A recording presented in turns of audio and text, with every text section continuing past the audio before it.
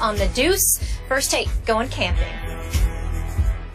We're lucky to be on a team with some really good players. Lucky to have him, lucky to have this offensive line, the defense that we're going to have. I think there's a lot of players that get me excited, you know, to know that I just need to go out and be the best version of myself and trust in the guys and go play. And I think our team, you know, takes that approach each day, and it's exciting to go out and grind it out with them. That was an optimistic Tony Romo speaking to John Gruden about this season. The Cowboys were bold in the draft and in free agency. They did lose DeMarco Murray, though. Stephen A., how much will the Cowboys struggle, actually Romo specifically, without DeMarco this season? Well, it remains to be seen because the offensive line presumably is going to protect him big time. I'm of the mindset that Romo won't have the kind of year that he had last year. Remember, he led the league. I'm just looking at some of the numbers here that I wrote down. He led the league. You got 34 touchdowns and 9 interceptions. You know, he led the league in completion percentage at 69.9. All right, yards per attempt at 8.5.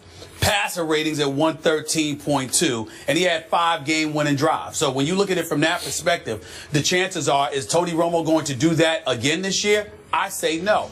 I think he'll throw for more yards. I think he may throw for more touchdowns. But I also think he's going to throw for more interceptions, and I don't think he's going to be as healthy. Even though they could have protected him, I think as much as the offensive line protected him, a legitimate argument could be made that that running game led by DeMarco Murray and his 1,800-plus yards, his 392 carries, his 57 pass reception touches, combined for 449 touches. I think those assisted in protecting Tony Romo because Tony Romo was not as exposed. Now, unless the Cowboys are going to run the football significantly or just as much with a McFadden, with a Randall, a Dunbar, and those guys, I don't see that. I see them throwing the football more. The more they throw the football, the less protected Tony Romo is going to be. That means he's going to get hit more. It means he's going to throw some interceptions. And I think that he'll still have a big-time year. I just don't think it will be with the level of accuracy and precision that we saw last year. He will return to Tony Romo. There will be big mistakes in big moments. There will be less than 69.9% of his completed passes. It'll be a little bit less than that. I think numbers-wise, he'll just have more yardage, but he'll also have more interceptions and less accuracy. I want to thank you. I know we're early in the season here. Obviously, haven't even gotten to the first preseason game. But you actually spoke with just a little bit of respect about my man, Tony Romo. I didn't hear a note of sarcasm. You did not use your old accident waiting to happen. Maybe you're reserving that for game 1 or 2 or 3 or whenever you think he's going to come. It's coming. Don't worry about that. Don't worry about that. It's coming. But I thank you for that, even though it's extremely early. And I am looking forward to getting to those camps, though, tomorrow, the next day, and the next day, but not Cowboy camp. So back to Tony Romo, Stephen A. Smith. I told you at the end of the regular season last year that Tony Romo deserved to be the MVP. And I believe, with all my heart and soul, that he will be at least as good this year. Now, I'm with you. Clearly, they don't have a DeMarco Murray. And I will be the first to admit, I am early on very troubled, concerned about the fact that Darren McFadden already can't stay healthy. This is now twice that he's been sidelined with a hamstring issue. So does that, yeah, it bothers me. Do I think Darren McFadden could be very good behind this line if he even approximates what he used to be at the University of Arkansas? Yes, I do. And I am mostly banking on that. Did Joseph Randall average about 8 yards a carry last year every time he touched the football? Yes, he did. Does he have off-field issues that trouble me? Well, you better believe he has.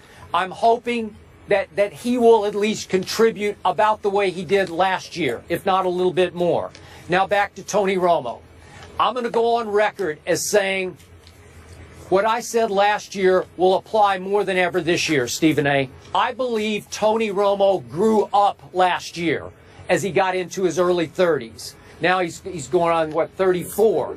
And he's actually, you know, almost to the end of his prime, you might say, as an NFL quarterback. Did it take settling down, getting married, having his kids? Maybe. But I know people don't like to hear this from me occasionally because they just don't want to hear it. But I'm going to go there.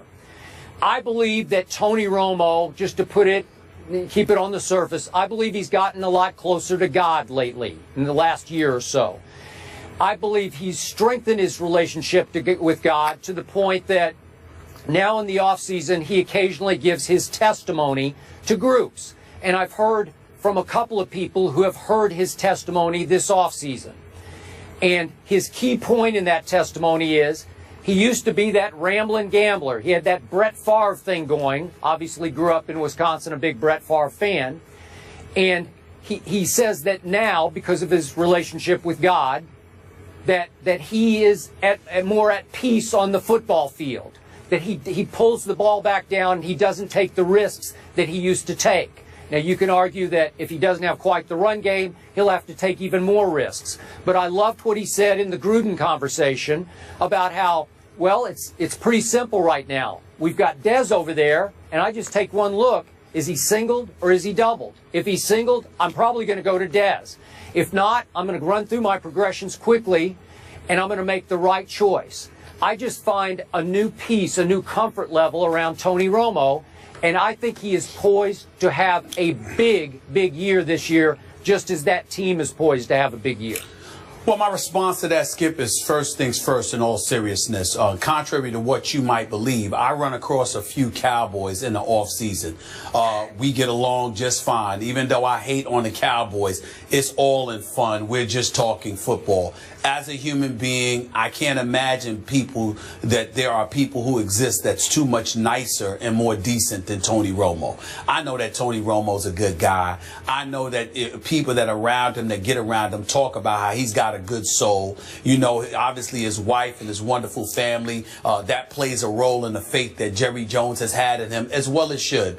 Because when you're investing that kind of money in a quarterback, you know, that's the leader of your team, and you need him to be on the up and up on a multitude of levels. So we respect that, okay? But the fact of the matter is that Tony Romo got hooked up by Jerry Jones. Jerry Jones looked out for him big time by running DeMarco Murray into the ground. That's right, I said it. It's the truth. Because what happened is that now you've got DeMarco Murray in Philadelphia, Skip. It's the first 2 or 3 days of training camp, and already they're monitoring his reps in practice. Well, why? Sure because they know that he was fresh off of 892 carries last year, 57 touches, 57 receptions, overall 449 touches, and they know it's a bit excessive, even for DeMarco Murray, who's a bulldozer, will run over you, a north and south runner who isn't even 27 years of age yet. So when you take those things into consideration, why would you do that? You did that to protect your quarterback. Now, it wasn't a personal thing, because if you have to make a choice between protecting a quarterback and protecting a running back, any coach worth his salt is going to try to protect the franchise quarterback. We understand that. There's nothing wrong with it. But Tony Romo, let's not have our head in the sand and act like he didn't benefit from that. He did benefit from that. That's what he did. Because the more carries DeMarco Murray had, the less Tony Romo had to throw. He threw the ball like over 100 less times than he did the previous year. Therefore, he was probably sacked less times. When you combine that with the massive offensive line there to protect him, Tony Romo, because of all of that, is coming into this season for the first time healthy in training camp in 3 years. That's not an accident. It's not a coincidence. So now that you don't have DeMarco Murray, and you may not be running the football with that level of frequency, let's see what he does now. Because you are the franchise. You got your $55 million in guarantee. You got your $108 million contract. You're supposed to be the man. You've been there for 9 years. Got 2 playoff victories to show for it. Yet you got commercials. You're playing for America's team. You're playing in a $1 billion playpen. Everybody loves Romo. We'll see. Let's get it on. Let's find out what he's made of instead of putting guys around him to protect him. Let him show up and earn that money. Because Des Bryant's going to have to earn it, ain't he? Des Bryant got $70 million, $52 million guaranteed, $30 million signing bonus. Des Bryant's going to have to show up. So what about Tony Romo? Let's see what you got. Let's get it on. So now you're sounding sarcastic. That's the Stephen A. Smith that I know and don't always love. Whatever. You think I care whether you love me on the Cowboys issue? I could care less. You know, I could care less. So feisty today. We have to move on. We're going to stay in the NFC East, but we're heading to the nation's capital, and we're not talking RG3.